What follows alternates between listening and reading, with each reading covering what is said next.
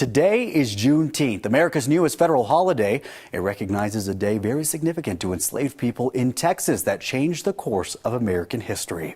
Our race and culture expert, Dr. Rosemarie Allen, joins us live this morning to share more about the history. Dr. Allen, thank you for being with us. Thank you for having me. This is a really important conversation. You and I were just talking about the fact that so many people don't actually know the roots of Juneteenth. Absolutely. Absolutely.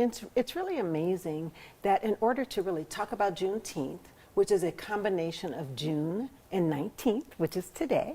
In order to really talk about it, we have to talk about the history of emancipation for enslaved people. Absolutely. And we know in our history classes that Abraham Lincoln, President Abraham Lincoln, signed the Emancipation Proclamation on January 1st, 1863.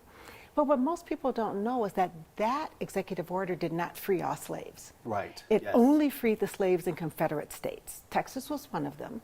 But the Union states that bordered those enslaved states, the slaves were not freed.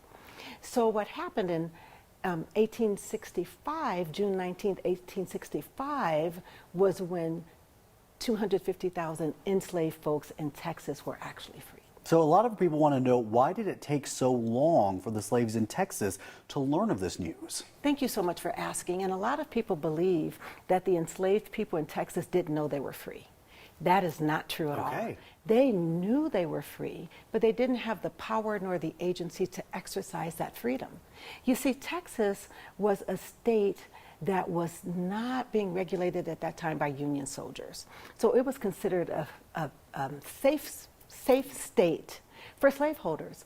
And some even fled those Confederate states and brought their enslaved folks to Texas. So while the enslaved knew they were free and the slaveholders knew they were free, they actually decided to go against the executive order, thinking they could overturn it later. Oh, wow. Yes, and it wasn't until Robert E. Lee surrendered right before the Civil War that General Granger came to Galveston and read Executive Order Number 3, informing the enslaved that they were now free. And what we have to remember is that it didn't take that executive order alone. It took the power of the Union soldiers to protect the enslaved, to ensure that they were no longer enslaved and could actually walk freely. We talked about Juneteenth being something that changed the course of American history. Dr. Allen, you were sitting here with me live talking this morning. Without this happening, we don't know what would be, what our country would look like. We have no idea. And Jordan, sometimes I talk about not only what happened with Juneteenth, but what followed, the Reconstruction period, because those Union soldiers were there and they ensured the freedom and the rights of the enslaved. Where would our country be if we continued along that route? It's true, which is why it's so important that we actually know the real meaning of Juneteenth and, carry it out, pass it on to future generations as well. Absolutely, and continue to teach it even in places where you can't. Absolutely. Because it bothers me that people celebrate this holiday that can't be taught in some schools in some states.